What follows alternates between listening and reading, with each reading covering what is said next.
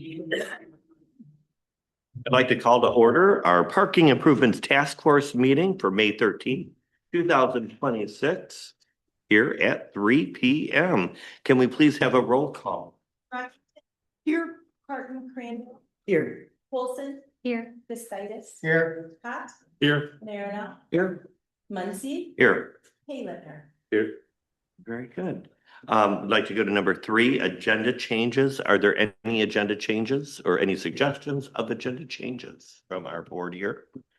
I am going to, if you notice in your packet, Alec provided us with some ideas and solutions for parking, and he did his homework, which he suggested we all do. And I'm going to just include that under topics of discussion F after we talk to Wendy. Remaining field data collection details, and we'll kind of add Wendy's in F2 after we talk to our Fleece and Vanderbilt group for their field data collection details. So I'm just adding Wendy and Alec there so that they can share some of the things that they came with. So if that's good, we could do that. Does that sound good, Ryan? A good place to put it? Sure. Very good. Let's move on to, since there are no agenda changes other than the one I mentioned, let's go to public comment on agenda items. At this point, we have 3 minutes for anybody. Well, there's nobody in the audience, but anybody online that would like to make a comment about our agenda. Going once, going twice, and I see nobody. We'll go next. We'll move right along to approval of minutes, and that's located on page 3. I hope you all had a chance to look over those. John Dorset, you're on the line, correct? I am here, yes. Good afternoon. Good afternoon, and thank you for providing the minutes here for the meeting. I did want to point out one thing I noticed, and that is your second sentence, 6A. The inventory identified approximately 1,168 public parking spaces citywide. I think that number is different than that, correct? We will check on that. Julie, can you speak to that? I believe it was. I'll have to double check those numbers. Pardon? I'll have to double check those numbers.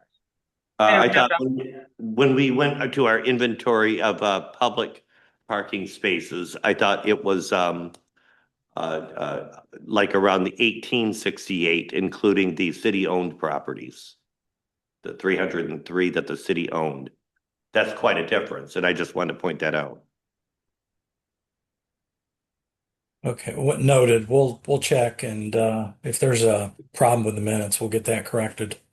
Okay. I did notice another. I don't. And then, Wendy, go ahead. Lauren Stanton isn't a state rep, right? She's right. And also Lauren Stanton is not a state representative. She is a city council woman. Okay, we'll get that corrected. Just a couple of small details. But I remember going over the inventory. I thought that everybody remembered those numbers at being 1,868. So anyway, with those pointed out, and of course, John said he'll correct those. Do I have a motion to approve our minutes from our last meeting? So moved. A second? Second. And I'll say aye. Aye. And then we'll move on to topics for discussion. We're going to start off with parking occupancy fieldwork and initial mapping. And you'll see that's on page 7. And I believe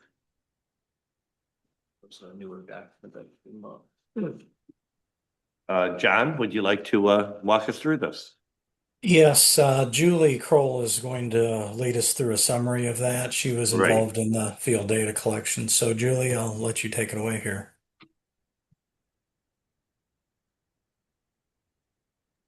Okay. So I don't know if you guys saw us out there.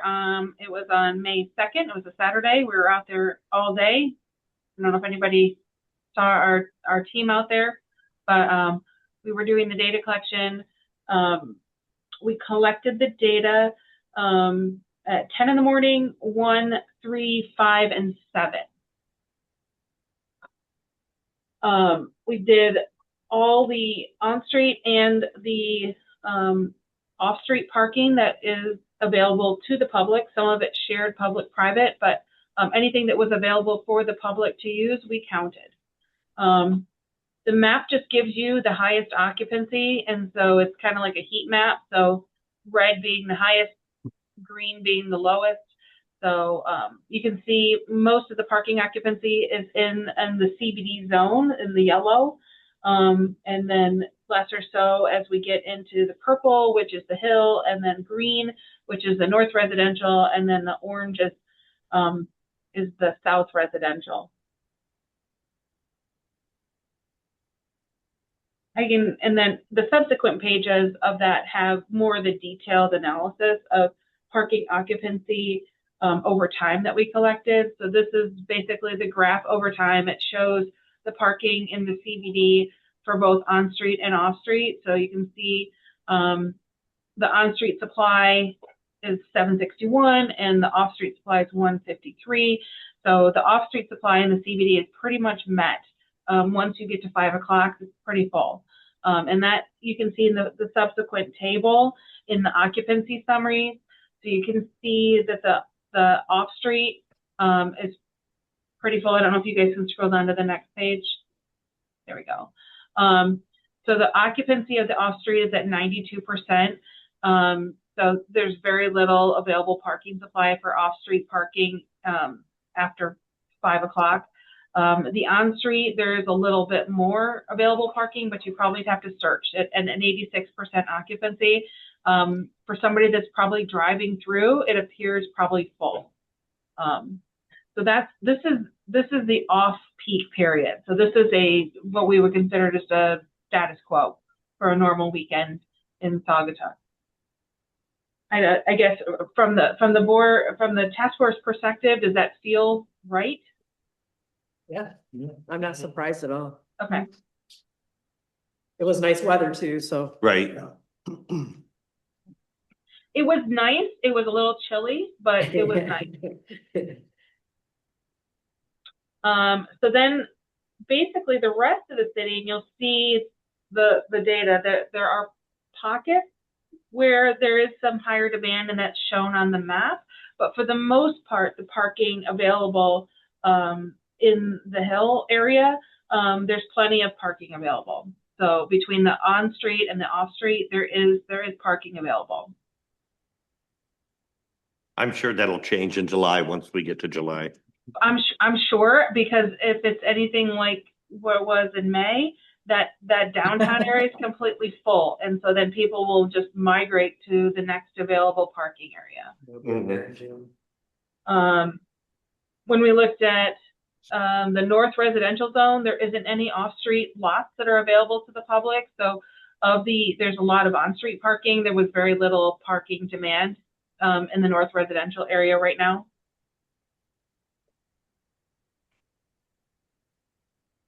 And then similarly in the south residential, very little demand in the south residential parking.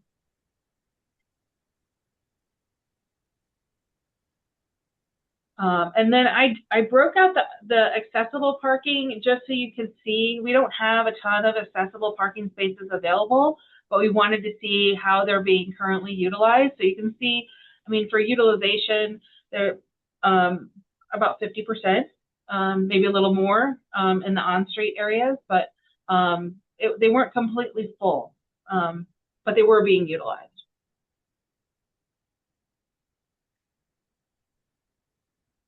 Now, is this a lot like the, Julie, is this a lot like the study that you'll be doing in July again, what we're looking at now? Right? We're going to be doing the identical study in July. Right, So, which is going to mark the time, how long they've been at those lots or in those parking spaces, right? So that's a different study. We just got this data back on May 2nd, so I didn't have time to run all the turnover. That's a different part of the study that we're doing. We're doing it for 2 blocks on Butler Street, where we're going to be identifying what is the turnover rate for those spaces. It's about 40 spaces. And we're in the process of processing that data right now. So for the next task force meeting, I'll have more information to share on parking turnover. But that's separate from what you're seeing here. Right, thank you.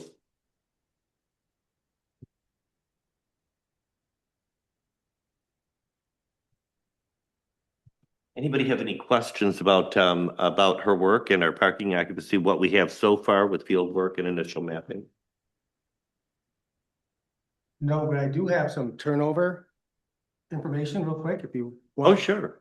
So it's that happened to be the same day. I was watching the spot in front of my shop, Uh-huh, because an employee tried to park there and I asked him not to. right, Then I was curious how many cars would park there right, instead of one car being there from 10 a.m. till 6 p.m. right. So between 10 and 12, 9 different cars parked in that spot. Wow, I was shocked. yeah, Between 12 and 2, just one, so they probably went to lunch. right, There was a new car though. That was a new car. yeah, Between 3 and 5, 3 different cars. And then from 5 to 6:31. So again, probably at dinner. okay, right, right. So that's That's interesting. you got 10, 14 different cars. That's a great turnover, Yeah. yeah, So it shows that if the spots, if we keep them, for tourists, uh-huh, they pretty much will vacate it as soon as they're done whatever they're doing and let someone else park. right, Yeah. right. Anybody else observe anything with field work, initial mapping before we move on? All right, let's go to topics for discussion. B, updates on land use, commercial vacancy, and future developments. And we have a briefing here, and I guess I can hand this over to you, John. Sure. Yes, thank you, Gregory. There are really a couple different thoughts going on here. We're taking an inventory of your parking, which you heard Julie comment on, and then also the occupancy count. So what that gives us is baseline conditions. And then another part of this study was, okay, we understand what the baseline is, based on the field data collection and based on what people are telling us, what this task force is telling us. And then we also want to take a look at future parking conditions. So there are two things that are informing that. One is the population trends for the city of Saugatuck. And so what we have in this memo is a table that shows historical population, which is pretty steady. We do recognize that there is a significant component, though, that's coming from tourists. They're not residents. They're not included in those population figures. So this population table is not intended to be the be all end all. But we did look at population projections for the city of Saugatuck. And, based on historical and projected population, this particular characteristic of your community suggests that we can expect, more of the same. We're not looking at a city whose population is declining. On the other hand, we're probably not looking at tremendous growth in terms of number of residents. So this would kind of be a indicator for us that we would expect parking demand moving forward to, be more of the same. The second thing that we looked at with regards to future parking conditions is we did study proposed development projects that are known to us today, and then we pulled those from your community master planning effort, and then we also reached out to Ryan, your city manager, and Ryan provided us with an email with some future development projects for the area. And then we modeled parking demand based on the type of land uses and the quantities of the proposed development projects. And we also looked at whether or not those future development projects will be providing any of their own parking when they're built. And generally speaking, these future developments are intending to take care of their own parking needs. And this should not make the parking situation in downtown any worse than what it already is. So those are the key takeaways, I think, from this handout and at a high summary level. So does anybody have any questions or additional comments or observations that they'd like us to include in this? Ryan, I'm sorry. I'm gonna ask a question. Yeah, go ahead. So did you or did you not take into consideration growth in the township and growth in Douglas? Having an We did, Saugatuck? yeah. We did look at some of that information that was provided to us, and it did not suggest that there's going to be a big uptick in demand. Downtown parking. I don't think we mentioned those projects necessarily in this write-up, but we did receive that information and we did look at it. Yeah, That doesn't seem right, but Because they're quite large, some of those developments. Yeah, and some are basically tourism only, so Right. they're gonna need to eat somewhere and shop. Mhm. I had a question too, because you mentioned that, if they do build in Saugatuck, that it's, each one will have 1 to 1.5 spaces. But the rental units are, typically a house would have maybe like 2 cars, 3 cars if you have kids. But if your rental allows for 6 people, those rentals can have 6 cars at the house. And there's not a lot of driveways in Saugatuck that can accommodate 6 cars. So I'm just curious, a lot of the parking on the hill is being taken up by these rentals. So do we have requirements on Airbnbs and where their people are allowed to park? And if people are building with that in mind, renting in mind, are we taking that into account? Because I don't think 1 to 1.5 spaces is quite accurate if it's a rental. I don't know if you were made aware of the campsite, I guess you call it. And there's going to be something like 70 to 80 sites there. I think that causes, I mean, just that alone, I think that makes a big demand for more parking. Especially when it not just long-term rental. I mean, you're talking people coming and going, keep people coming and going in several vehicles at a time, and you're adding 87 more just there. I think that would impact us a bit. On page 9 into page 10, number 4, it's the plan development. And it says you asked the city, this speaking of Gary's point and Gregory's point, you asked the city of Saugatuck to identify known plan development projects.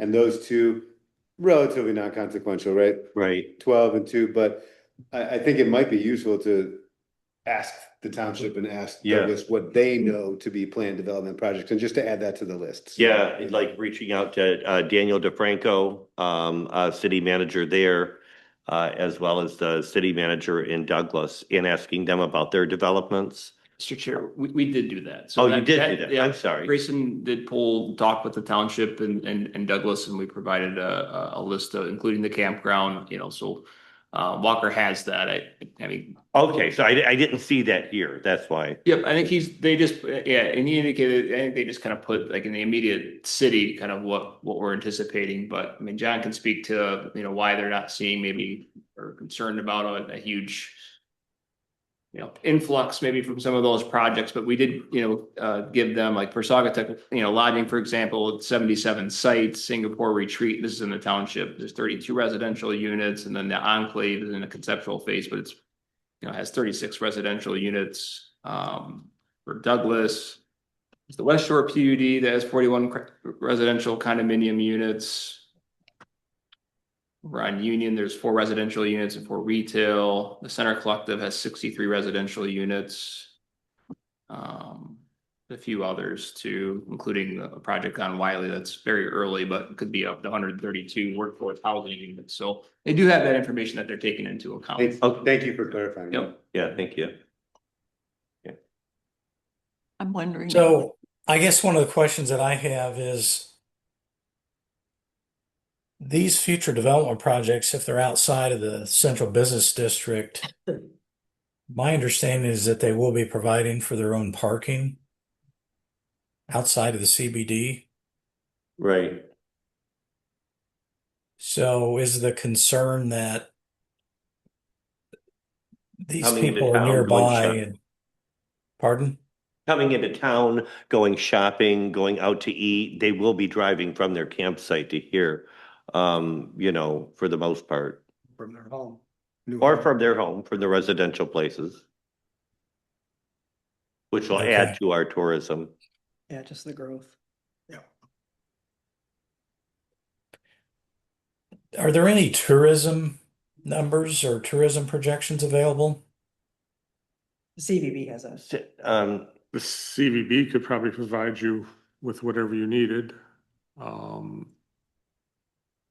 Offhand, I couldn't give you any numbers, but the Okay. executive director at the CVB, Ashley, I'm sure they have projections. That would be like heads and beds numbers, but what, can you clarify, John, what specific numbers make sense? Like if someone's driving here from Grand Rapids and spending the day with us, that's closer to who's staying at these campsites in terms of how it reflects parking, as opposed to someone who's staying here overnight for 2 nights, staying downtown with Gary, for example. Right. Would be a different use of the parking. So when you say tourism numbers, could you just clarify what you mean by that? I'm just curious. Well, does the growth in tourism, I mean, there's two different things here. There's the, I guess there's the housing. You have two types of housing. You have permanent resident housing, and then you have short-term turnover housing, whether it's Airbnb or hotels or, short-term rentals or so those are places that would tend to be used more by the tourists, whereas your permanent residents were reflected in the, general population figures. So my question about the tourism numbers is the tourism board expecting any significant uptick in tourism numbers, over the next, 5, 10, 15 years? It increases every year. Well, I'm sure with the development that everyone's talked about, it was supposed to be Auto Camp. It's turned into something else. I don't remember the name of it now. But they have 75 sites that they're planning to open, 75 cottages that they're opening. And those people, I mean, downtown Saugatuck is ground zero for them. I mean, that's where they're going to all gravitate to for food and shopping and attractions, things like that. So that's one. There's some other projects, there's a old hotel in Fenville that's getting renovated. So yeah, there will be additional lodging spots opening. There's a lot of optimism that tourism will increase, but there's no proof in those numbers.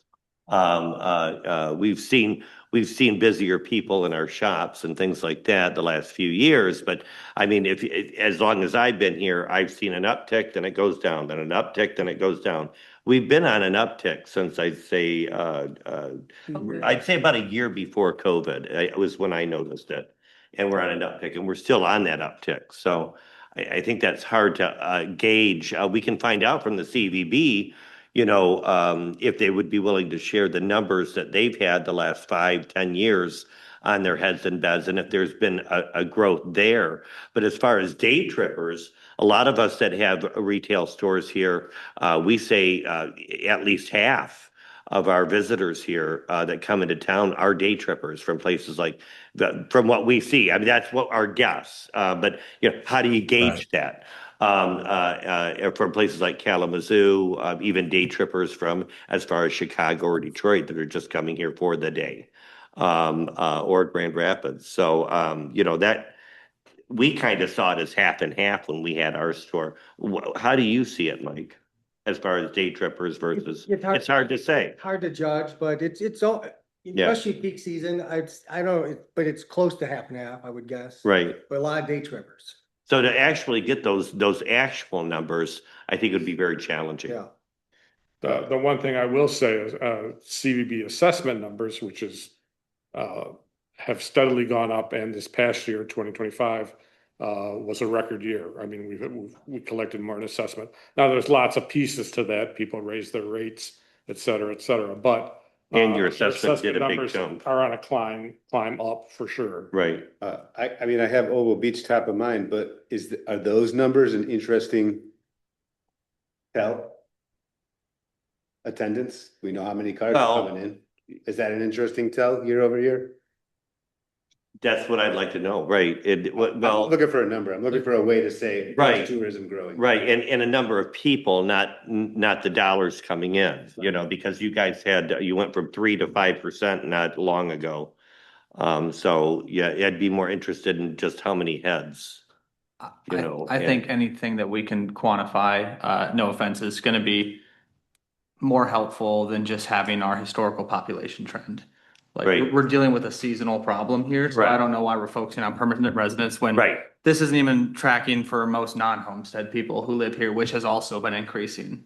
Yeah. right. So I would like to find some better numbers to really see, what our surge is and where we're going. Mhm. Because I don't know because the takeaway here is that steady population suggests stable parking demand and modest or no growth.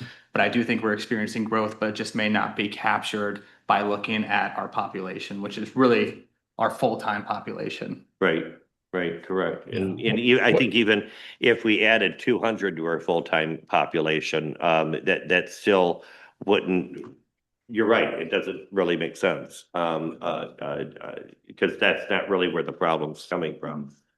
The analysis includes more than just population. We did look at the proposed future development projects. Right. Those are contained in the second half of the memo. Mhm. And we are anticipating parking demand to increase, and we put that in the memo as well. Right. We're showing a 100 to 150 space increase. Mhm. Yeah. Yeah, it sounds like you're aligning with what we're saying. We're just making sure, I guess. But if there were some, tourism numbers or projections that could be made available, that might help in building a more aggressive case for more growth. We Mhm. want to make sure we're not underestimating what the growth is, but we also don't want to overestimate it. Again, I would implore us to ask all of ourselves, what are those numbers that we are looking for? What are those quantifiable things? I think that's a useful way for us to chat here. Like, when we make these proposals and say, we're gonna grow, we think we're gonna grow. Like, we think we're gonna get more tourists over the next 5 years. What numbers can we seek out? Again, yeah, I think that's what we said. John, is there a way that you can reach out to the CVB to try to get that information? Or That's one thing. It's assessment dollars. That's the one Right. number that they're gonna be able to give you. That's Right. it. That's the only number they're gonna be able to give you. Well, they have- I don't think Alec, I don't think there's really any way that we can find out how many day trippers are coming and going. How to get those numbers. That's gonna be impossible to find out. I think the only substantial numbers we could get is through the CVB and how many heads they're putting in their beds. Yeah, I'm just trying to think outside the box here, Mhm. is sales growth at Land Sharks year over year a good litmus test? Is the amount of cars that come into the beach a good litmus test? Are these things that we can quantify so that we can say, we are growing, we are going to grow, Right. or not? Mhm. That's fine too. Jamie, we I- have those numbers from the beach, right? We talked about those in council before. And I'm sorry if I can't remember, but did we have significant growth this year? If you remember offhand, I'm not asking you to research anything right now. I'm just wondering if you had that on the top of your head. If we had a dramatic increase the last year or two. I think I don't remember Dramatic, yeah. hearing that we did. You're not taking into account the people they turn away too, because the lot will fill up and then they turn people away. Well, yeah. So you might have like a lot of people that have come, but they can't use it because it's full. So that leaves some. Well, sure, that's gonna happen. John, do you guys have access to or use any like Placer AI data? I can look into that, but they don't usually deal in projections. Right, just thinking for like this historical trends or, you know. Yeah, they usually deal in things that already happened. Historical numbers. Sales tax numbers for the city of Saugatuck, is that even available? Is that, cause that's something you can get from the state for like a community? Yeah, they have to have those numbers, to give us a chunk, but that's also based on population. So yeah, I don't know if the treasury is that or not. I don't know what that would tell us, but And tell us. But something. again, with It- things going up, it's. Yeah, getting retail numbers from our businesses, I think would be challenging. I know a lot of folks don't want to share those numbers. But not, and I don't know how effective that would be because of people's shopping habits. Right. They change, they've been different a lot lately. People come to Saugatuck more for experience, than they do to go shopping for things that they need. Has there ever been a pedestrian study done? But like a number account? Yeah. Of pedestrians? No, not that I know, of. Yeah, no. Surprised that would be a doing good- traffic data, or the first time we're doing even parking data. Right. It's been But surprising. that would be a good idea, that can be done. Yeah, But we wouldn't have anything to go from, right. so we wouldn't be able to say that, well, we don't know if it's growing or not, so. The Yeah. Placer AI data that I refer to is, I mean, there's, would give us historically an idea, at least on a given weekend or during certain time periods, at least the number of people that are in town. And they also have the ability to, and it's all through, apps on your phones that basically, you're consenting to use this data, but it can tell, that company, where folks came from, how long they stayed here, where they came from, went to afterwards. It's kind of interesting, but again, like John saying, it's historical. It's not necessarily doing projections. So Right. And then, while we're still talking about commercial vacancy, future developments, when we redid Water Street, and changed the zoning, the planning zoning there.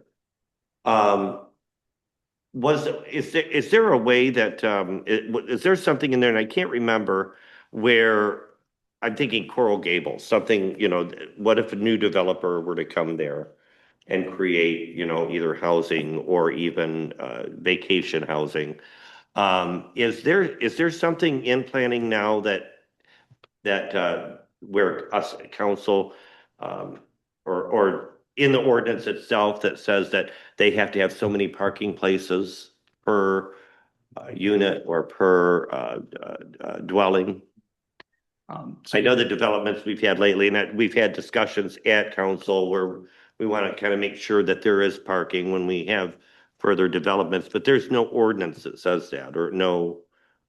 So we do have a parking ordinance, our parking requirements in our zoning ordinance that depending on the type of use, there's a certain number of parking that's required, but our commercial zoning districts downtown are exempt from those requirements. So Okay. if somebody's going to do a development downtown today, we don't even look at how many parking spaces they're providing. Okay, so that might be something that we might want to consider when we make a recommendation to the city, is possibly asking them to include that in a zoning requirement for future building here in town. You're gonna wanna look at the history on that, because it has gone up and down because people think it stymies growth. And so then they waive the parking requirement. So I know my neighbor was on, Cynthia was on the council and stuff, and they've changed it because they want the growth downtown and the parking requirements stymie growth.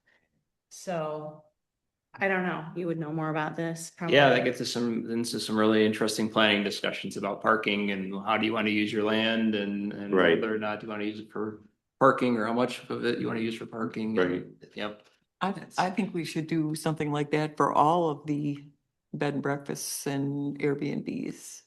As we have a home on my street that was a family of 4 before they turned it into a bed and breakfast or not bed and breakfast, an Airbnb, and we've had as many as 15 cars in one weekend.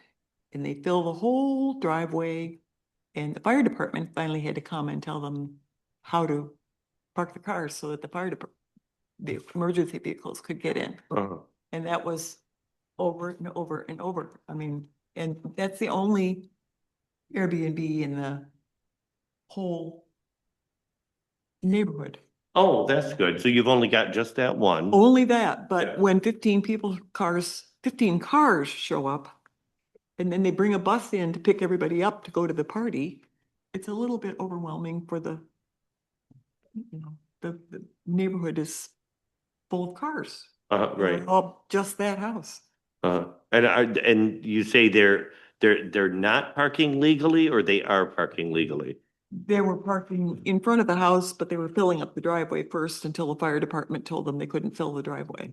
Right, so that's an illegal act, right? That they were illegally parking, so. But what I'm saying is that if you're going to have an Airbnb or a Vrbo or whatever you're going to have, you have to provide a parking space for that rental unit. I believe that's On her required, property. isn't it? That parking has to be provided, or that you have to have parking for your vehicles, or?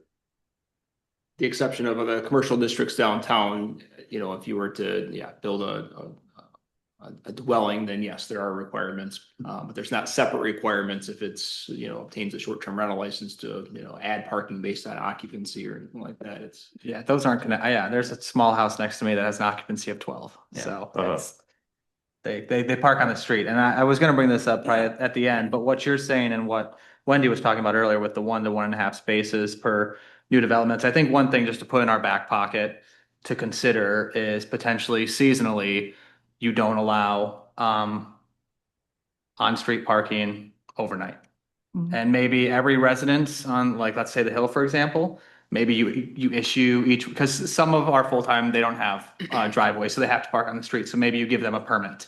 And then Memorial Day through Labor Day, permit parking only overnight. And then that requires, if people are gonna meet at a short-term rental and they have 7 cars, 5 of them might have to park in the carpool lot by the highway or somewhere not in the immediate district. Right. I don't know how that would work downtown, because I also don't want to encourage people to. Well, the Winslow house made part of their front yard into a parking lot, which helped immensely. Now remind me what street you live on? You're on the Hill, right? On Singapore Drive, but the house is on the corner of Francis and Butler that was remodeled. And they made parking spaces in their front yard for their guests. So their guests do not park on the street. Right. And other houses that have front yards,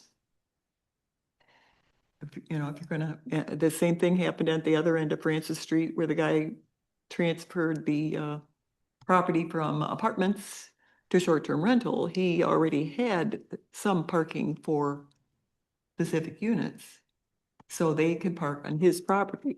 So the parking problem should be the property owner's problem, not the city's problem when we Right. have short-term rentals.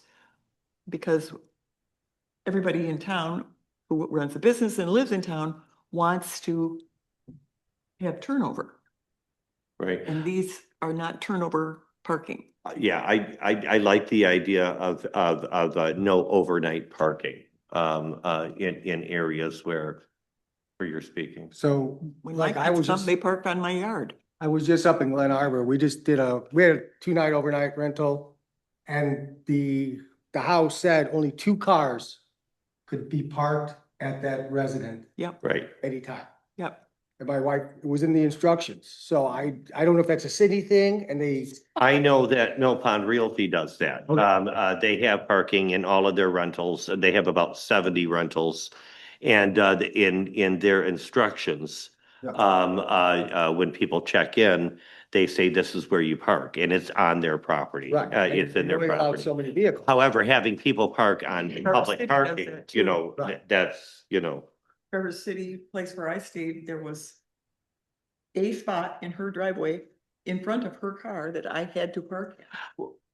Yeah, So And the short-term rental task force did have some discussions about this very topic and whether or not they, to make a recommendation related to this very issue and I think what they, ended up shying away from making a recommendation on it, and that overnight, making it overnight, no overnight parking for everyone would be a pretty big change and you can't just say, no overnight, parking for a short-term rental or something like that on the street or no short-term rental parking on the streets. It's how do you enforce it, right? How do I know Right. that's a short-term rental vehicle versus another vehicle? So, right. So that was something they kind of shied away from, but certainly something to discuss further if there's interest in It it. certainly affects this parking committee and the Yeah, issues that we're absolutely. dealing with, so. Sure. Yeah. Looks like John has his hand raised, Mr. Chair. Right, John, thank you for that information and thank you for He's got his taking hand raised. time. What's that? John. Oh, yes, go ahead, John. Yeah, I just observing some of the comments made. I think they're good comments. If we're trying to, I think what I would recommend is you need to measure the severity or the frequency of Airbnb or VRBO, that sort of a problem. How often is it occurring? Where is it occurring? And if it is a huge issue for the community, then you could ban overnight on-street parking. But I think, as the city manager pointed out, there could be unintended consequences that come with that. And it's important not to, it's important to be measured. I think we would all agree on that. Mhm. I am, but I would advocate that it should be up to the private property owner to provide the parking they need and not rely exclusively on the city to provide those spaces. And then if, you have a unit where it formerly was a one car home or residence or lodge, and now it's a 5 or 6 or 10 car location and they're spilling out onto the street, then that is a problem that, might need to be dealt with. Mhm. How would you enforce that? Yeah, John, out of I curiosity, if there's no, I think the overnight parking ban is one way to do that. is there another way though that comes to mind? You could reintroduce parking minimums. Right now you do not have parking minimums in your central business district. And so that, and the other thing you could do is you could pass a city ordinance that, once that establishment transitions from an owner occupied home to a lodge, a hotel, a short-term rental unit, then that triggers a new series of requirements for that particular location. It's kind of like a, rezoning, evaluation. If you're converting an office building to a restaurant, the office building was initially required to provide X number of spaces per 1,000 square feet for the office use. But once it gets repurposed to a restaurant, those demands increase, and therefore it would have to undergo a new site plan approval process to be to match up to what the zoning ordinance requires. To stay on track here, I think this leads into our next topic of discussion here. If we can move on here to C, parking enforcement. Attached, provided you've got a review here attached for parking enforcement, including an ambassador program. And I think you're right about that. Having an enforced time limit, I think would help that out a lot. So as for moving on, unless there's something else that you guys would like to say about future developments. Anything? All right, let's move on to C. Can you go over the information you provided with us, John, about parking Sure. enforcement? Yeah, so parking I think in a previous meeting, we established that the significant percentage of your public parking is on street. I think it was 80% is what I recall. That's a very high number, higher percentage than almost, any other downtown that I've ever studied. And it's not a good thing or a bad thing necessarily. It just means the city has lots of control over the public spaces in its downtown. And you've recognized that it would be beneficial to have a time limit. And so that's why a number of the on-street spaces in the downtown have signage that says a 3-hour time limit. The intention is to create space turnover, and I'm sorry to get the name of the individual who spoke up earlier in the meeting, but he was observing just over this past weekend what the turnover characteristics were for the spaces in front of his business. And when people follow the 3-hour time limit, we get lots of turnover. When people don't follow the 3-hour time limit, when it's abused, and when a car dwells there all day, the space is not turning over. It's important, if you're going to have a posted 3-hour time limit and you want regular compliance, it's important that you enforce that regulation. And when we conducted the stakeholder interviews, which were discussed at the last meeting, I think the 10 people that I interviewed personally, I think almost all of them told me that there is no parking enforcement, or at least that was their perception. And the implication there is the community at large generally recognizes the lack of parking enforcement, and that does that is considered when they park. They know that they'll take a chance. I had one woman who was from a very large city in the Midwest, and she told me that it's a cost of doing business. I know that I might get a parking ticket, but I don't worry about it because it's a small expense. So people will roll the dice on it. People coming from Chicago are going to roll the dice on your parking time limits especially if they know they're not being enforced, and they'll take advantage of it. Mm-hmm. So what we're advocating is we're advocating for let's improve the compliance by having regular enforcement during the peak summer months. We're not trying to be punitive and go after full-time year-round residents. So we wouldn't recommend a year-round parking enforcement. Right. But at least during the peak months when you're bringing in all these tourists and they see the 3-hour time limit, if they're coming from Detroit or Grand Rapids or Chicago, they expect that time limit to be enforced. And I think one way you can handle that to make it less punitive and more forgiving is you could implement an ambassador program, which other cities have done. We mentioned those in this write-up. There are several other Michigan cities that have an ambassador program. That's supposed to make the enforcement process maybe a little more friendlier. Maybe the first time somebody gets a ticket, it's a warning. These people that you're hiring as ambassadors, it helps if they're friendly, if they can also provide directions to places. That's kind of the model that we're suggesting for consideration. We talk about people taking up the spots a lot. We've often talked about the employees. And before the meeting started, it kind of came to me that the only safest place, and reading some of the things that your employees said when you reached out, the only spot around here that makes sense, that's safe for employees to want to park at, to stay off the streets, would be the SCA parking lot, or the lot next to the SCA, which is a shared lot on weekends with the school.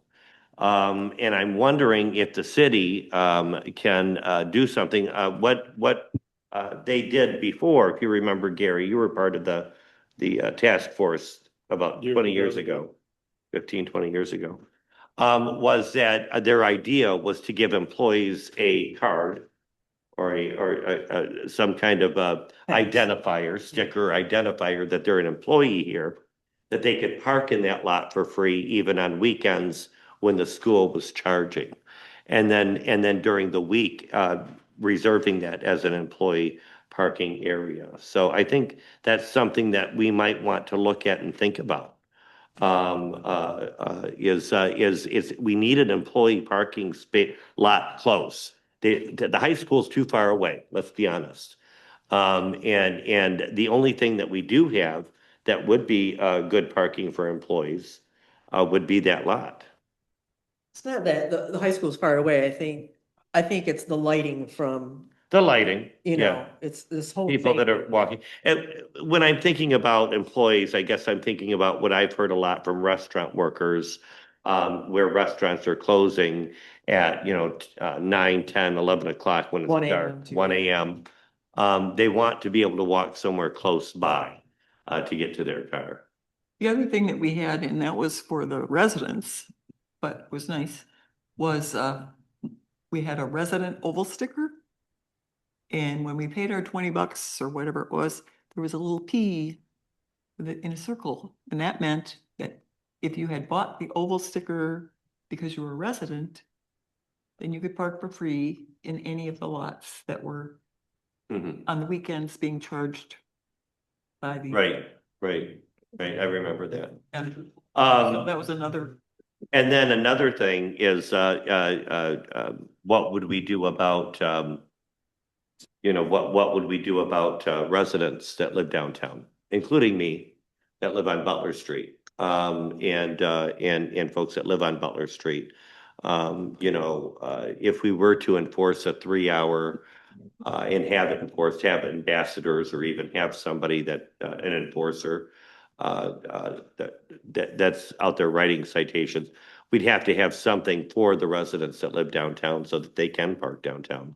Same over thing, them, could yeah. just do a little sticker Mhm, that is a free, mhm. you are free to park here, you're not gonna get penalized. Right. This For is, workers and residents who live. But on I Butler think Street. what's really gonna help us downtown, when we have parking problems, a lot of them are downtown. We have some up on the hill, and I hear it, stories here, but pockets of stories from just some people that when there are some incidences when people are abusing that, it's not something that is being abused all the time. But when I think about parking problems, I keep coming back here to the CBD, the Central Business District, and how can we keep all this moving? And from living here, working here, I see a lot of us are employees, and I just keep going back to where can the employees park? That's close, that's safe, and because we no longer have or don't have the ability or, the lot by the bank there, is not owned by the city. And we don't have anything with the bank there. Then, I think the FCA, and I think that would be, a good recommendation as we move forward is to work on making that an employee parking space. Has the city ever thought of entertaining the idea of purchasing that lot? What lot? The one at the bank that they didn't buy? when I was brought it available? up several times when it was for sale, when the realtor walked up to me. I did bring it up to fellow council folks and the mayors at that time. It never did get on the agenda. So there were a few of us on council that are on council now that say, man, we wish we would have jumped on that because it would have been a good investment. But that's already done. That's nothing we can do about that now. Well, can I ask about this parking ambassador program? I'm really interested in it. I'm interested in the hospitality portion of it, because, it softens the blow a little bit, right? That's Right. the idea. So I have two questions. One, it looks like, and correct me if I'm wrong, John, looks like there's 2 people working at a time. Doesn't seem like very many to provide any sort of hospitality touches to the 1,000 parking spots on top of writing. It just doesn't seem like enough manpower. And second, is We're trying to keep the cost down. Yeah, no, But- I 100% get it. but noted. I'm just trying to find out if there is a, kindness quotient to that does soften the blow of having. And then secondly, the cities you mentioned, I haven't spent a ton of time in any of them except for Grand Rapids, but I have not come into contact with anyone resembling like a parking ambassador or someone that said, oh, that's interesting, that person's helping with I haven't had any contact with anyone that has filled these roles. Does anyone have any anecdotal contact, either positively or negatively, with any of these towns? That I'm just curious. I trying to picture what it would look like to have a positive experience with parking enforcement, because I do think it's an interesting angle. I have not. I have not. I've been to all these cities. In fact, there's quite a few of them I visit often. Grand Rapids, Petoskey, Kalamazoo, St. Joseph, Ann Arbor. I go over there at least a couple times a year. I've never run into somebody that was a parking ambassador with a friendly experience of telling me where to park. Ryan, I have a question for you. In terms of the cost of this program, where does the money go that the restaurants pay for that parking? Or, they're taking up parking spaces. Where does that money go? And could that money go to paying for an ambassador? We don't program? have that specifically earmarked, do we? Nope, this goes in the general fund. Do you Mhm. know how much it generates? Would you know offhand, or was that something you have to look up? I have to look it up. Okay. How much is it per spot? $200 per space per month. So it's about $25,000 if it's 3 space per restaurant, Okay. So that's a possibility, roughly. A little to, less than that as far and, as number of spaces. but- I know we're getting into budgets now. When I think about us spending money right now, I know that any program that's going to cost money is probably not a program that's going to happen this year. Because we're getting close to closing our budget in June or July. For the fiscal year. I mean, I'm sure there would be some kind of leeway or something like that, but I mean, to make any kind of major, changes like that, would it take about a year? Say we wanted to earmark this and we need this kind of a budget for something like this. This would probably most likely be a program that would start next year if we were to do Certainly, something. yeah, we definitely would want to think this out and have a lot of. Right. So just to let you know. It might soften the blow because, as a taxpayer, it's like, oh, great, one more thing and I'm paying for tourists. Yay, again. Right, correct. And so, And it would make a lot of the retailers there's a few of them, but they're pretty loud. That they'll see that the outdoor dining is helping with the parking. So I think that's a smart idea to suggest to council to earmark that along with the revenue from any tickets to help pay for this program. The signs alone are gonna cost quite a bit.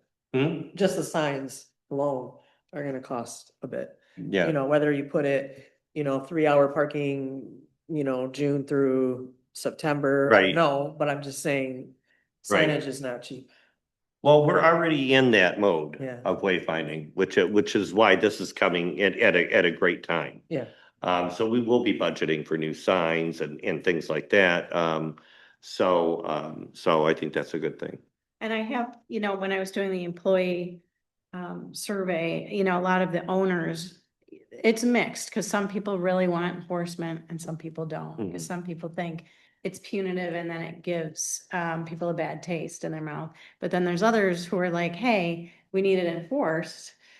And I guess we're never going to make everybody happy. Right, correct. And John, the way you presented it here, it's soft, you're starting off with a warning. You're starting off with putting up those signs. You're starting off with educating everybody. Alec had a lot of great ideas on how to educate and how to word things as we go forward. But it's not like we're just putting the hammer down and you're getting $100 ticket. Like I got when I parked over here where the art fair was setting up 2 years ago, and I was accidentally in that lot. I got a ticket from the state police, which is I think was $75, $80. If you get a parking from a state police officer, it's a lot more. But I think when John talks about enforcement, and I don't know if you guys read the letter from Brian Elmore, one of the that sent us this. He was worried about the same thing, that it would really turn off people. But this soft approach of putting the signs up, educating people, giving everybody a fair warning the first time, I don't think that's going to come across as harsh, as people think it. And when you're talking about a 3-hour enforcement, you're talking about a small area of town, how far would that 3-hour limit go? That's another conversation, right? Would it just be Water? When I think about it, I think Water Street, Butler Street, the in-between streets, and just this downtown area, in this yellow section, maybe up to the Saugatuck Center for the Arts. I don't know, if it would be necessary to have it as we go down Lake Street, this part of the yellow. But the yellow up here, and maybe only as far as Wicks, because after you get to Wicks on this side, is all residential. So I don't know how important it would be to have a 3-hour time limit on those streets over here when we're talking about Spear Street, Lot of parking. because that's over- mostly residential. For the Star of Saugatuck and all that kind of stuff. Mhm. And the Red Ida Reds. Oh, yeah, well, yeah, up there on Water Street, I believe, all the way Yeah. down. But as far as Butler Street, I don't know how far down it should go. But, that's really the core right there. And those are really, that, I think that's where most of our parking is most congested. And we're seeing most of the people, and we'll find out when we get those numbers from Julie. I think we'll find that that's where most of the people are parking most of the day, the 8 to 10 hours.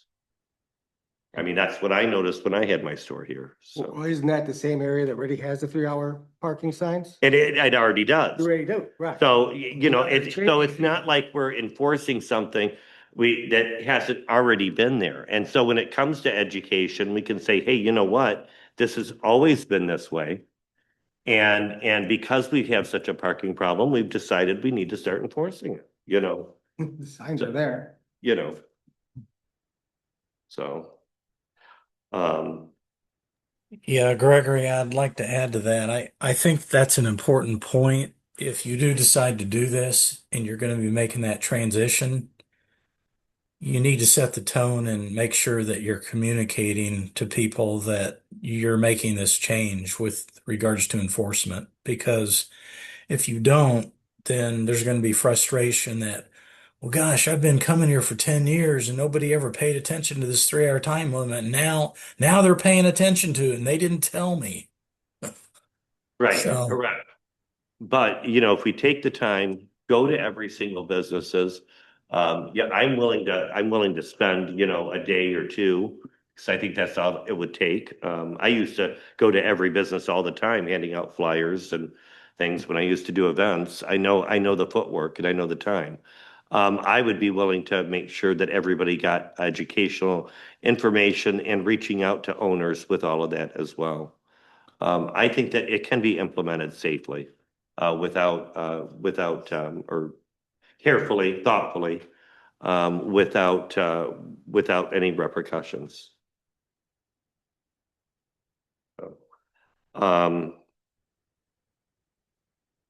Anything else about parking enforcement that you want to share with us, John? One closing thought, you've all been involved with city government. We've all probably read somewhere, if you're going to have an ordinance or a rule or a law, but you can't enforce it, don't have it. Right. So you have a 3 hour time limit.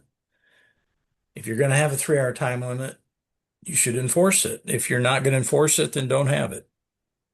Mhm. I agree. I agree. Gregory, can I ask just this? I think this is kind of related to parking enforcement for Ryan. This was brought up by our planning commissioner, the former duck parking spot, how that's still blocked off. Are there any future plans for that, opening it up, or has that just become a kind of a loading zone? We've talked about that. Because that's like 2, 3. I know because someone got a ticket there because I guess that is a local spot that they sometimes pop in there. And I just don't know if there's plans for it.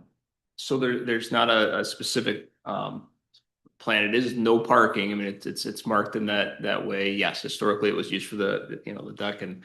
I'm talking about this one out here. Yeah, the one right at Coughlin Park. Yep. Oh, yeah. And so, at a staff level, there was somebody last year that got a ticket there, was upset, wanted it changed at the time. And I think there were some differences of opinion between departments on whether it should or shouldn't be changed with, traffic flow and deliveries and some of that comes up. So if there's any strong feelings on whether or not we should gain 2 or 3 spaces there and it's part of this process, absolutely, we can make a change and, The interurban uses that spot all Yep. the time. Yep. Yeah. Just Heard gonna that. say. Yep. And I imagine there's 3 restaurants right there on the corner, so I imagine it's very helpful for that too. Yeah. They like the clear view. Yeah. So- Yeah. Right, and that spot's also used for events, when we have Venetian Festival for emergency vehicles as well. Yeah. So. But then you just put the parking. Yep. If you're having a special event there. Mhm. I think gaining 3 spots is as important as anything. I mean, I think if we looked around close enough, I bet we could But safety, finagle another 20 spots and things that don't make any sense. Yeah. Why is this like this? You're right. And that's fair, because even like when there is a Cisco truck there, it's still in the lane because that becomes a terrible choke point when there's something blocking there, everyone coming in and out of town. So yeah, I agree there. I would just say, keep in mind safety and ADA. John, when we go back to the data, or if Julie could help with this, for our next meeting, could we have a clear map of all of the 15-minute parking, just those things on the map, 15-minute parking, handicap parking, and these restricted parking areas, so we can have a discussion about that. I don't think that we've had that much of a discussion about that. There've been talk about 15-minute spots, where they are, where they should and shouldn't be, as well as handicap spots. I know several of us had mentioned maybe we need a few more in town. And then also the restricted parking that we're talking about here in town, and the so that we can discuss here, so we know exactly where they are and discuss whether or not we might want to recommend those being freed up for regular parking. Could we have a map with just those things? That was ADA parking, 15-minute parking. Yep. 15-minute parking Unrestricted. and restricted. So that Restricted would be mean like the spots 3 in hour. front of City Hall here, and any restricted parking with the yellow lines, No parking. Yeah. the no parking areas, yeah. And I think that would be easier for us if we just had those on one map so that we can have that final discussion. I know by the time June gets here, it's gonna be there, and I think that I don't want to lose track of some of the ideas of maybe adding a few more 15-minute spots, maybe by the drugstore. I know that's been brought up. And then maybe a few more handicap spots in town. So just so that we have a better idea of all of that. And maybe Okay, I add that think to our next meeting. I think we have all of that data. Julie, you can correct me on that if I'm wrong, but maybe it's just turning some layers off and helping you focus exclusively on those categories. Yeah, I was just looking to see what the parking restrictions, there's a lot of different types of parking restrictions that we have Right. documented. Like we have seasonal odd even restrictions. We have certain parking that's dedicated just for certain businesses. I guess, are you just focused on, Yeah, not the even odd. Just Not the even focused odd. on, just focused on the 15-minute spots, the handicap spots, and the no parking areas that we have. Just those. Not the 3 hour, Pardon? not the 3 hour spaces? No. Okay. Yeah, So I have 15-minute ADA and no parking. Correct. like the duck parking space. Is the 15-minute what you guys call your loading zone? We don't have any of these. Where are our loading zones at? Wicks Park has Wicks one, Park maybe has one. Grilled Cheese Shack might have one. I think those are the only two that I saw, but I didn't. You can include the loading zones. I don't, if we have any, I don't think we have that many.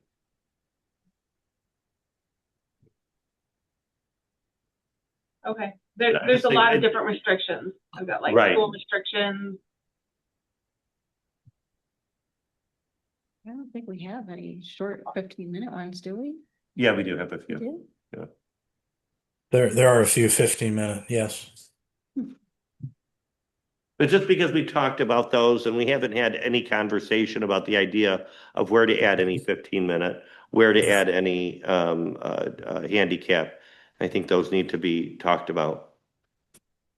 Well, for a future meeting, it might be this next meeting, we will have an ADA analysis. I think generally the comments that we've heard and our own observations, you probably could use a few more accessible spaces on street. Okay. So we'll have some more details on that at a future Thank you. meeting. Right. Well, I think if there's anything else that anybody would like to talk about parking enforcement before we move on? No? Okay. Then we're going to move on to number D. I guess this is for you. Our interurban shuttle operations, remote parking and shared parking agreements. And thank you for putting this together, Becky, and getting this off to Walker in a wonderfully timely manner. And with the information that Becky provided you, can you share with us what you've come up with, John? Yes, so the handout regarding the interurban remote parking opportunities and shared parking agreements. This was assembled based on information that Becky shared with us. We had some pointed questions. We also went out to the website of the interurban and pulled information from the website. And then I think what we're seeing here is an opportunity, and the opportunity is the interurban generally has a good reputation in the community, and we've heard a lot of very positive feedback about the interurban. One of my former partners who is now retired and lives in Saugatuck Township, I was talking with him, and he was very complimentary of the interurban. And these are all unsolicited comments. I'm not, trying to paint a picture that's not there. This is what people are really thinking. So I think it's without bias. But I think, and then we recognize that with the growth that we talked about and the parking occupancies being what they are, Julie's counts documented that last weekend things were pretty busy. And so I think, no one on this call or meeting is saying that there's not a parking problem. We're just trying to figure out how we can best deal with it. And so we do believe that you probably need additional spaces. And so if we can wed a more robust interurban program with some additional offsite, outside the CBD parking areas and do a bang up job of communicating that and enhancing the operation and then developing shared parking agreements that would make some of these privately owned spaces available to the general public. We think those three ideas together could be the foundation of an effective solution. Not for everyone, but for enough people that we start getting traction on, addressing, what some of the parking problems are. I agree. And We've already at Interurban are expanding our hours for the first time this year and improving our routes as well when it comes to the shuttle service. Yeah. Yeah, the parking shuttle that we currently have, yeah, we have expanded that over to the Douglas side as well. I have developed a parking contract, and the school is donated the space for the high school and the elementary school. And Mark will sign that with no questions asked. The church, it's on Allegan, Old Allegan. It's called the Saugatuck Church now, I think it's called. Riverside. Riverside Church, yeah. That person has not gotten back with me yet, but I'm still working on that one. I'm also working with Dykstra. I'm still waiting on a call back from him as well. Yeah. On those 30 spaces as well. So hopefully I'll have that. I would love to be able to increase to 2 buses for this. We need funds. I know, I'm sorry to say, but it's the cost of everything we all know is going up and my funding level is going down. And we're all aware of that as well. But somehow if we could, at least pay for the service, not asking for, a profit, of course, but to pay for the service would be wonderful. Okay. We did not really get into increased costs here. I think they might have been acknowledged at a high level, and if they haven't been acknowledged, they should be, because there certainly would be additional costs. But Walker's thinking on this is that these costs are far less than the idea of maybe building a parking garage to solve all the problems. A parking garage wouldn't solve all the problems. But it would also be a much more expensive solution. So Right. we like this idea. We think it's a lower cost idea that, you have the wherewithal to develop.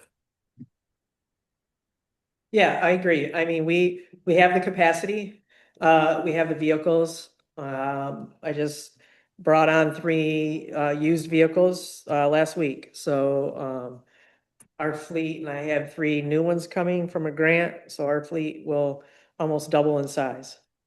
So I think the money that pays for the shuttle right now, a chunk of it, I think, comes from the CVB. yeah, Is that correct? the CVB this year we received 13,000 from the CVB, and that still leaves a balance of, just for the one vehicle, I still have a balance of like $21,080.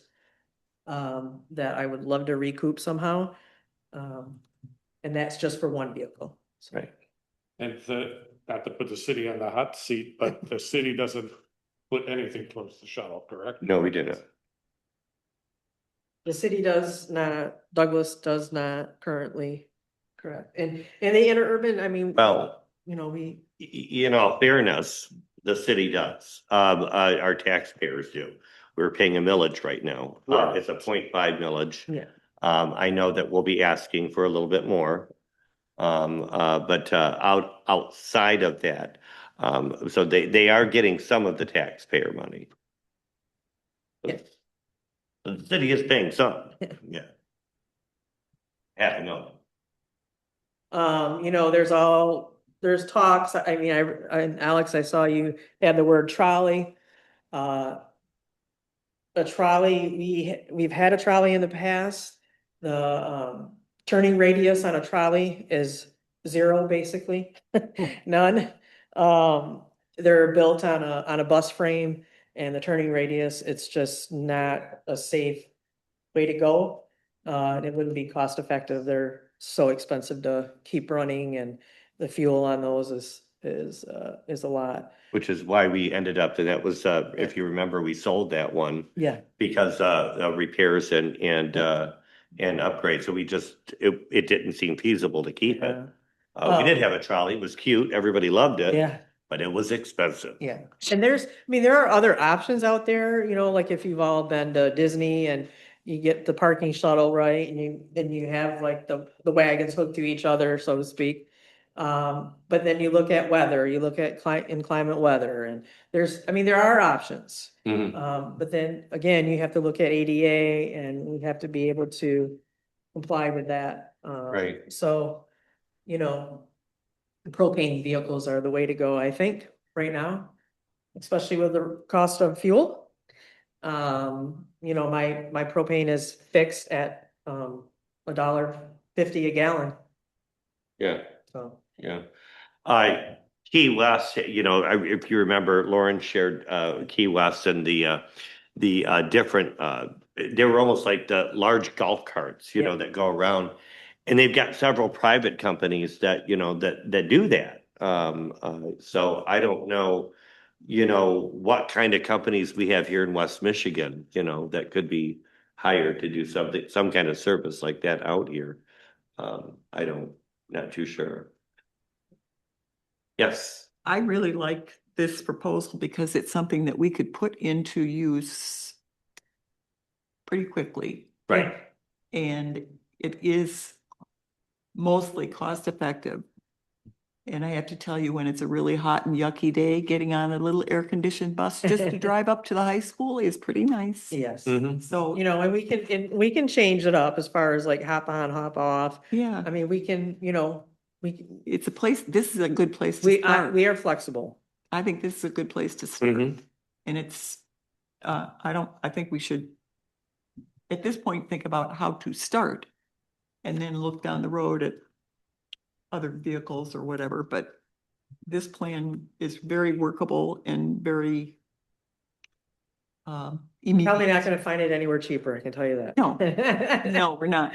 Which, have you thought about the fees? And I mean, people probably wouldn't like this, but I mean, your fees are super reasonable. And if you kept them low for like seniors and kids and maybe low income, but I mean, the cab is a $10 ride and your late night fee is $3. Like you could even raise it and stay under the cab fees, you know? So I don't know, your rates are great. Like I wouldn't mind paying $1 more, you know, for myself.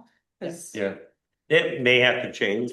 You know, we had that discussion in Interurban, and I was a big proponent of keeping them the same. And I am too. You know, I look at our residents that use that on a fixed income. On a year-long basis, and I know that you, Can you keep it though? like, myself, fix it? and some of, Like keep it the same, but then like I mean, well, that'd be hard. I don't know the politics. Yeah, of all you that. know. A non-resident fee would be one thing that I've tossed around. Yeah. But yeah, to keep it at that dollar point, because I mean, I know you can pay 2, I can pay 3. You know, and my friend CJ said he'd be willing to pay 5. But when you talk about the core of the people who depend on the Interurban all year long, we're talking about veterans, people with special needs, Seniors. people where that dollar turning into 2 is a really, really big deal. Mhm. And it's not as big of a deal as it is to you or me, but it is to a lot of our Yeah, writers. for 12 months of the year. Right, if we could keep it the same for people, but But non-resident, that's something to consider. Yeah, I've brought that up before. It's Yeah. something, then you get, you know, how do you tell or how do you know if they're a resident or non-resident, all this. Right, right. Can I ask a question? On page 16, you have the operational notes and number 5, it says for March, the operating cost is $142.39 per vehicle hour. That means when the bus is on the road, that's how much it costs for the bus to go per hour. Okay, then with the fiscal year 25-26 average cost of $105.39 per vehicle hour. So it was more expensive in the month of March. I can't figure out how to interpret. It goes by, like, what Effect said is the number of riders. Right. Okay, Yeah, so for a fiscal year, the cost was a little less than for just the month of March, correct. Right. but the weather. Yeah, I break it out monthly and then I break it out yearly. Okay, so those are two different Yep, One shouldn't, one's an average, yep. one shouldn't, it's too much. Thank you. Yeah. Oh, wait, and then another one, down in the notes, it says March cost was 142.39 per vehicle hour versus 279 revenue per vehicle hour. So we get $2.79 of revenue How do you compare this per hour. per hour? And the cost is 142. Correct. So those can be compared. Yes, Yeah. Costs way more to operate than it does the revenue. it does. Oh, definitely. Okay, thank you. Yep. Yep. All right. But I still think this is a really workable plan and we can figure out how to pay for it. I agree, I agree. I will do whatever I Really can good. possibly do to help out the situation. You're gonna continue to get through to the church. I'll Yes. continue to get through to Dykstra. In fact, I gave another call today. They promised me that he would call me at one point. So I'm still waiting on that call. Yeah. But I'll keep pounding him about that. That would be another great space for employees to park, then if it's too far. But meanwhile, when we talk about shared parking agreements, I'd like to start a conversation I have one developed already. with the school about using the SCA, the parking lot next to the SCA as a possible employee parking. Yep. And I can do that. can you? Yeah, I will. And they only charge on the weekends. So during the week, it would be free. And the possibility of how can we keep that parking lot available to employees only? Okay. So, You'll have to talk to the market people too, because the vendors who do the Friday markets and the Tuesday night markets, when they come into town, they bring that when they need to use that parking lot. I think it's once a year No, when every week, Is it- all summer. There's a few times a year, and then, yeah, some of the vendors do park in there too. a few times a year. During the Friday market. Right. Friday Yeah, and market, there's a few times a year when they have an event there at the same Yeah, time. then they that close it. Those folks, the vendors then will park up at the Riverside Church. And then the interurban shuttles, the vendors from the Riverside Church down to the SCA. Right, Mhm. right. But I think that's going to be the only answer we really have for employee parking. That's gonna be feasible, that they're immediate, gonna buy immediate. into. So, Becky, is your contact Tony Shippa at the church? No, Okay, because What? I was gonna say, he does a lot with the church. oh, I know. And he'll be back May 18th. That's why I wondered if. I wonder, yeah, do okay. you need his contact info? No, I haven't. I bet you do. Had Um, our CPR class with him. do we have anything else, anybody from the board here that would like to elaborate, or anything else about the interurban shuttle operations, remote parking and shared parking agreements? Did we make any progress on the city's public works? Oh, yeah. Maybe- I believe that it looked like you were still working with the DPW about the John, is there any update about using the DPW located off of Maple Street, off of Blue Star Highway, where you estimated there was a 3-acre site, we said, with an open area that could be available to about 30 cars, we talked about the back of the lot there? It says Yes, DPW is performing that's- additional. Yes, that's still in play. The city Okay. manager has looked into that. And Ryan, my understanding is that DPW is working on a more detailed plan. Is that still the case? We're evaluating some space needs for that area that, parking might be a part of that, but I would tell you that that's not something like that will be quick. Right. But if there's additional facilities that we need out there, or meeting space or staff space that goes out there, that some parking certainly could be associated with that, and then also available, at times that it's not being utilized. So there could be some that ends up out there, but I will tell you signage is gonna be big, right? Educating the public. Right. the parking, the clear directions to the parking, Mhm. how it's supported. With the interurban, we now have a rider app, right? So they could scan a QR code. If it's on demand, they could scan a QR code and schedule their ride Uh-huh. or are we doing a fixed route where we go around, right? I I mean, think- there's all these options out Yeah. there.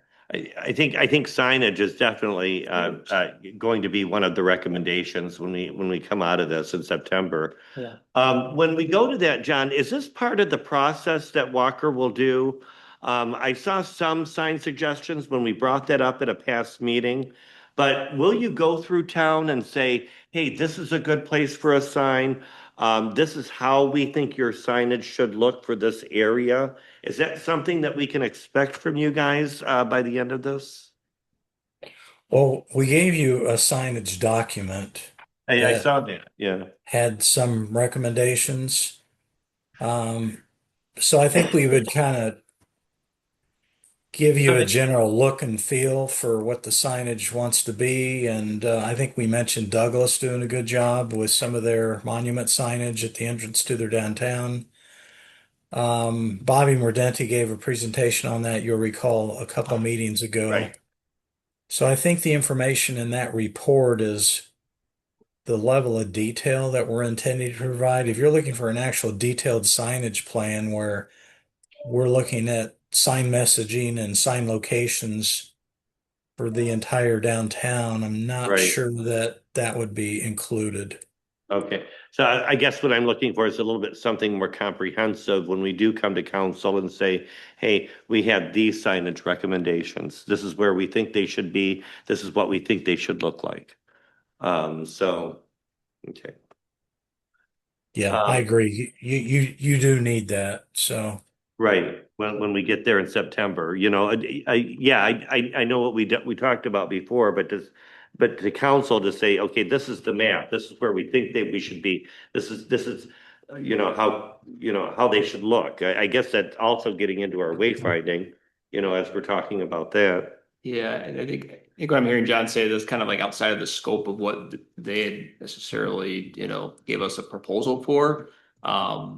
Maybe a Right. part of a future conversation where we work with them on some of that, if that's a recommendation that the council, wants to move forward with, then Right. certainly in a future phase, we definitely would get into all of those details on design and placements and names of lots and all those sorts of things, clarifying signage downtown, all of that certainly will be a Right, important detailed discussion. right.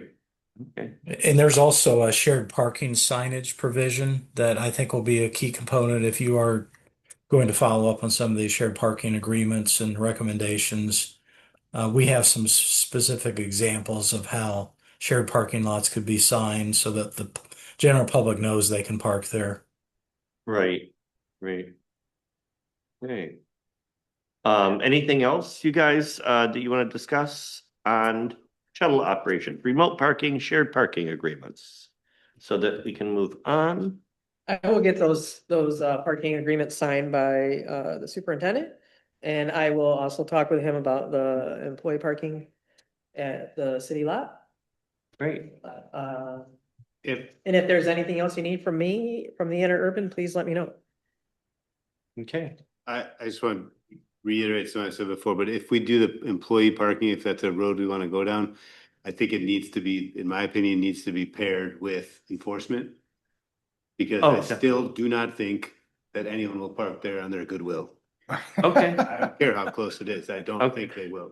okay. I'm just saying, I think maybe together it would. Well, together, correct, I agree. Enforcement of the 3 hour. Yeah, exactly. I absolutely agree with that. That's what I was thinking. Cool. Yeah. Thank you. Let's move on to our topics of discussion. E, conversion of Butler Street to one-way traffic. Attachment provided here. It's on page 25. This is a conversation we have talked about for years. You guys talked about that. I read about that when we had our parking. All the shopkeepers have talked about it. I appreciate what you shared, Alec. We'll talk about that later as well. But can you talk to us, John, about what you found about one-way traffic on Butler Street? Yes, absolutely. So at present, Butler is a two-way road with parallel parking on both sides. It's in this memo. I guess my recollection is that there is 40 feet of street width on Butler. Mhm. We looked at what one-way traffic flow will look like on Butler with parking on both sides of the street. There is not enough room to put angled parking on both sides of Butler, even if it were to be converted to one-way traffic. So what you could do though is you could have parallel parking on one side and angled parking on the other side with one through traffic lane, either north or southbound. So our task here was to look at the geometry and determine whether or not there was enough real estate to make this idea work, and if there was, how many additional parking spaces we could gain. And so in rough round numbers, we're thinking, I think it was about a 7 block area along Butler. We're estimating that about 60 spaces could be picked up if this were to be Wow. implemented. So it is a significant increase in parking supply. The only caveat that we would ask you to consider, before you get too excited about that finding, is do you really want Butler to only be a one-way street? And the reason I make that point is in all my travels, I've been doing this for, a long time. When you talk to cities, usually what you find is, well, we used to have one-way streets and, everybody wanted to get out of town as soon as they could. And the traffic speeds, picked up and people drove faster and there were some safety related issues. And, people were no longer interested in driving around, leisurely in the downtown. Their goal was to just get out of Dodge as fast as they could. And the one-way streets, encourage that. Right. And so then you started to see in American cities this shift to, well, let's take our one-way pairs and let's go back to two-way traffic flow. Let's slow the traffic down. Let's keep people interested in circulating in the downtown. And I'm not the traffic expert. And Julie Kroll and John Moxie on this call with Fleiss Vandenbrink, they've probably done a lot more traffic work than I've been involved in. But I think they would probably support what I'm telling you in that I think most cities these days probably have a preference for two-way streets. So this idea is, from a traffic circulation perspective, could be perceived by some as being maybe a little regressive, but it does get you additional parking supply. And so if that, picking up additional spaces is really that important, you could probably do it at a nominal cost. You're not building a parking garage. You already have the real estate, you already own the pavement. So it's probably a low cost, it's signage, stripes on the pavement, maybe some professional fees to, implement the idea. But Julie and John, do you have anything else you want to add to this idea from a traffic circulation perspective?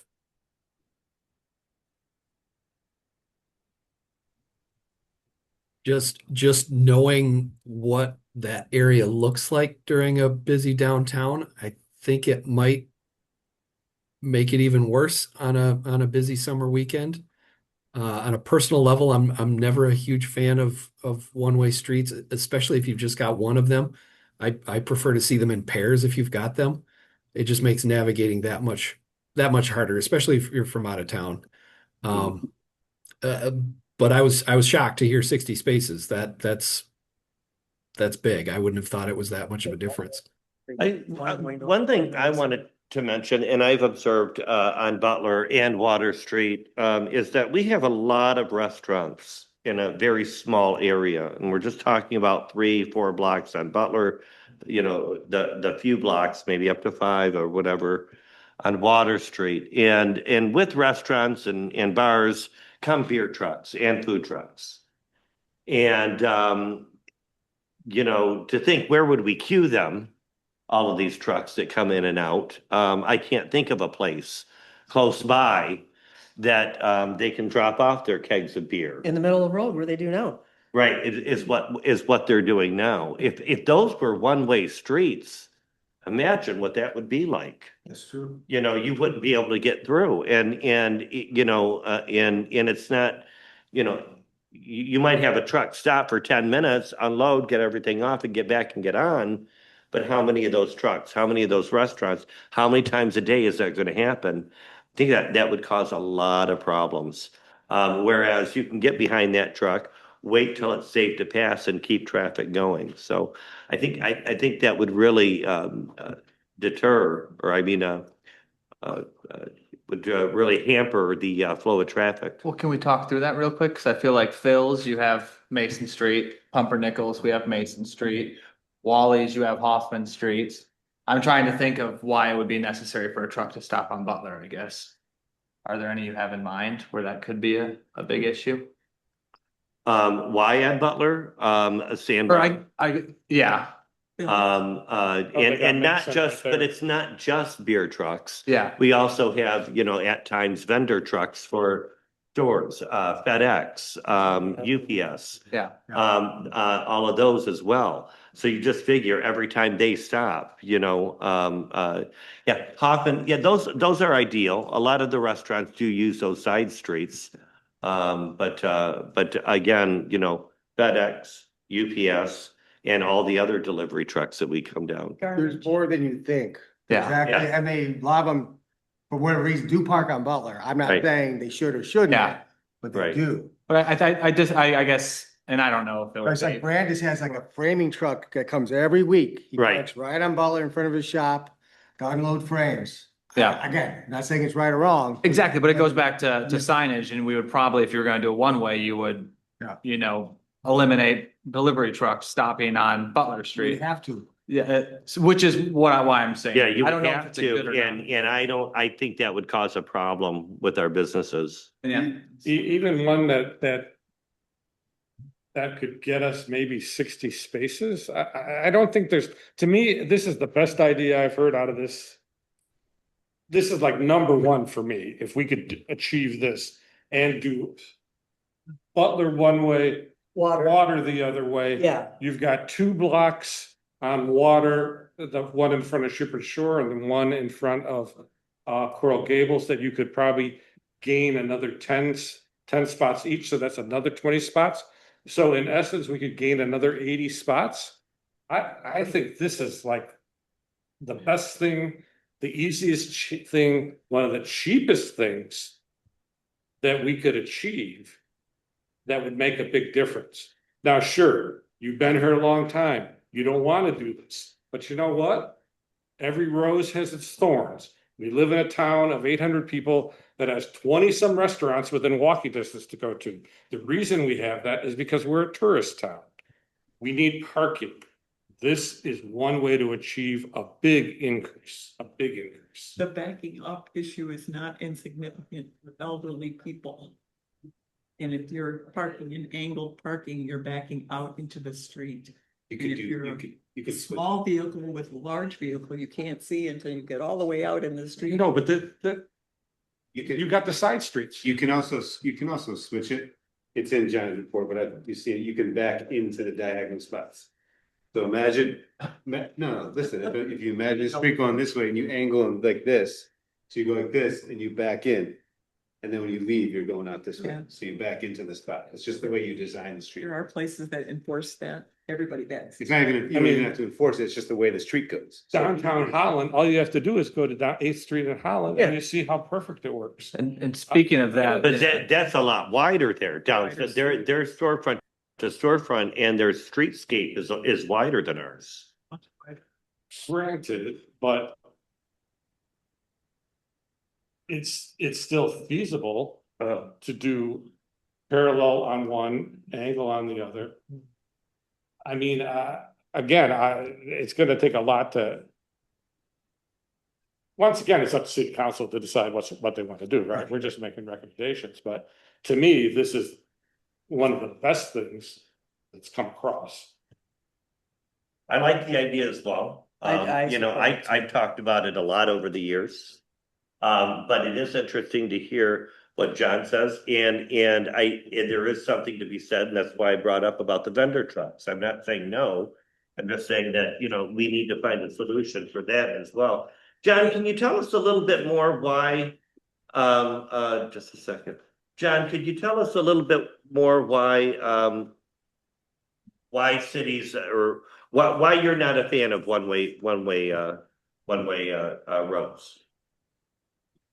Mostly from a circulation standpoint, if you were directing that to John Moxie, not other John, but yeah, mostly from a circulation standpoint, just a driver confusion.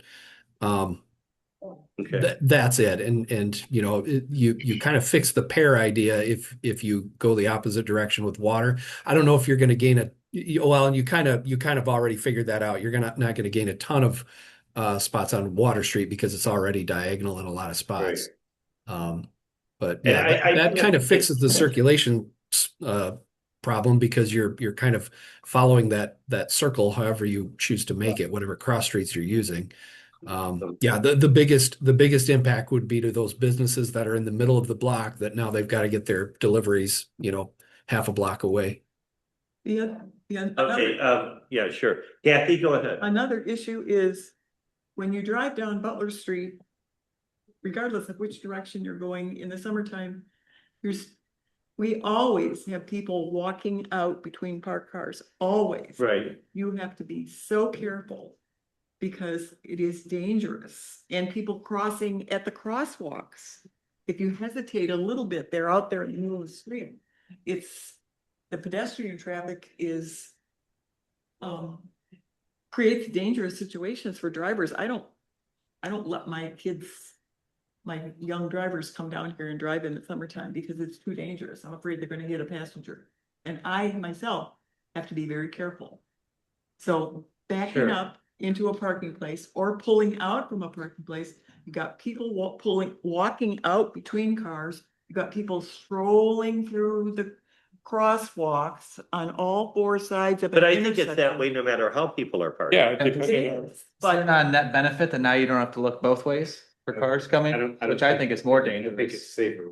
And especially if you do model A Street and we put a stop sign at Mason and Butler and you put another stop sign maybe at Hoffman or down by the park, that is going to create a more pedestrian friendly environment. Right. And it'll slow people down. And it will slow people down because I do see this whole run up thing. We can't just leave it as But it is. I think stop signs you do put at those intersections anyway. Yeah. The interurban would love stop signs. Right. Mr. Chair, I just want to, and you could probably hear, you may remember we changed the date from like a Tuesday to a Wednesday, and we have another group that has the room at Oh, 5. that's right. Yeah. So we had about 12 minutes left. I suspect there's Right. probably an interest in That's more right. I'm discussion on sorry this. about that. We can certainly add this item, you know, to your next agenda to have further, it sounds like there's a lot of discussion that you want to have on this or further discussion that you might want to have on this. We can certainly, you know, pick it up at the next meeting. Yeah, I think it's a great discussion, Mr. Dorset. And I think that maybe we can add this on as more discussion at our next meeting, if you don't mind. Okay, sure.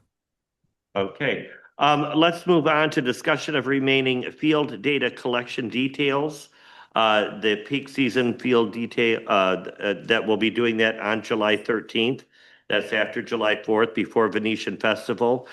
Julie, is there anything that you wanted to, we've talked about this already before, but is there anything else that you wanted to talk about that field data? Well, I had it on my calendar for July 15th, which is a Wednesday, Okay, and then 18th, which is a Saturday. so it's, all right, it's in here as the 13th, but you're saying the 15th to the 18th? Well, Well, yeah, this so says this is the week of July 13th. Oh, Right, okay. that's right. Gotcha. Okay, yes. So I have it right now as the 15th, which is a Wednesday. We Yeah. don't normally do data collection on a Monday. Right. So we have it right now tentatively scheduled for the 15th and then the 18th, which is a Saturday. During the Very same good. time period that we collected the off-peak on May 2nd.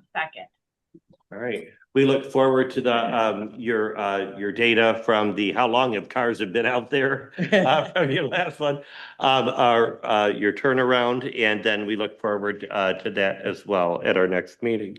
While we're discussing field data and understanding the time that we have, I did want Wendy to share a little bit about your field data. Going out and reaching out to our businesses and the information that you came up with. Can we go over that quickly? I'm okay putting it off if you need to for Uh-huh. time. Yeah, and because there's still a lot to collect. Yeah. Did everybody get a chance to look at that? It was sent to us today. And then we also have our copy.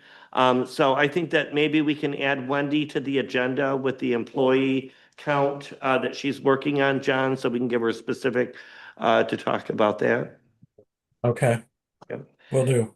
All right. And then also, Alec, I wanted to reach out to you about your homework that you came with and your ideas. Would you like to go over that or would you like to wait till our next meeting? I can do it in 60 seconds. How's that sound? Good? I know you're good. I know you're a good salesman. So it talks about a lot of things that we talked about. So if you want to go to that sheet that we gave, gets into the one way, but I wanted before thinking against it, I want you to picture this and just imagine it without cost implications, without other complications, but just imagine this. Now, I've used the community church at Douglas parking lot as a starting point for this example.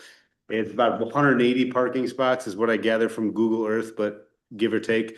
But the idea is to have a bigger parking lot outside of the towns to get that, start there. And then to have this trolley that is a hop on, hop off. This is also an opportunity to make this something that people remember for being in Saugatuck, that this isn't a natural progression from an interurban route, right? This is something different.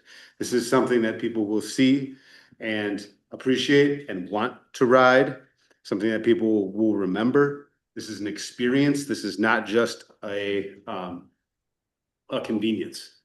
So if you look at it, it comes in 6 steps. This trolley ride goes straight from the community church at Douglas to downtown, goes really slow down Center Street, and then goes straight from Beery Field to City Hall, and then goes really slow down Butler Street, goes nonstop around that corner to Water Street. This is again assuming one way north on Butler, one way south on Water Street, and then goes really slow on Water Street where people can hop on and off. It's about 40 minutes round trip, and it just has those 3 little places where people can hop on and off.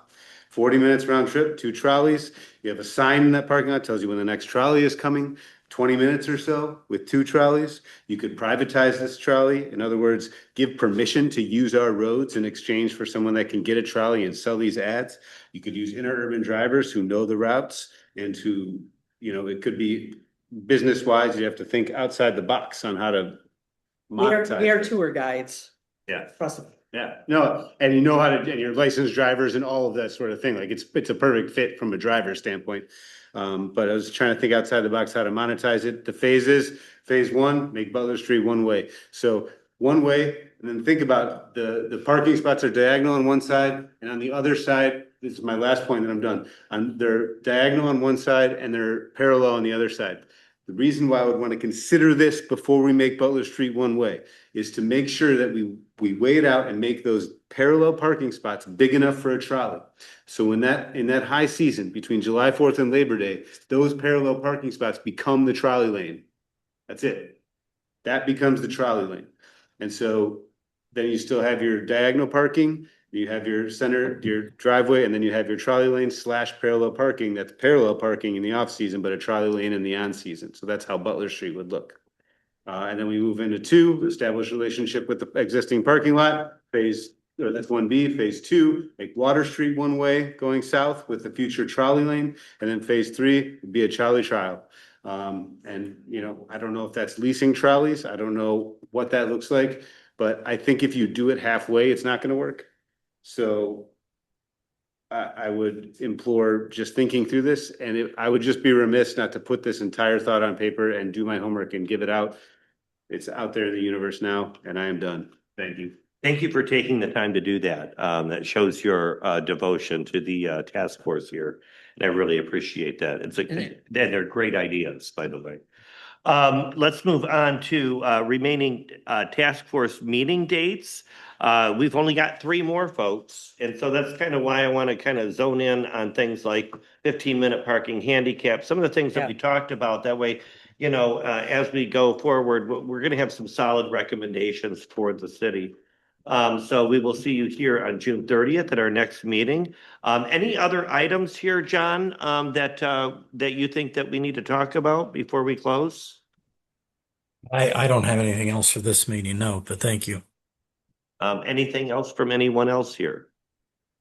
If anything comes to mind, Kathy, or anybody else, or you feel like there's anything else that you needed to share, didn't get a chance to share, please email Ryan and the staff here and copy me. If there's anything else that comes up before our next meeting, I'm trying to include everything in it, and maybe I'm more comprehensive. And thank you so much, Wendy, for all the help. Thank you, everybody, for being a part of the task force here. I implore you to read our correspondence. Did the letter from Brian Elmore, was that included in the packet? It came after your packet. Came after the We'll get it in packet, the so next one. maybe in the next packet? Yes, and I And- didn't know that. And any other letters, make sure that you reach out to our community and remind everybody of our meetings and to get the word in now, get their correspondences in now, because now is the time that we have time to listen before we put our recommendations together, rather than waiting till the last hour.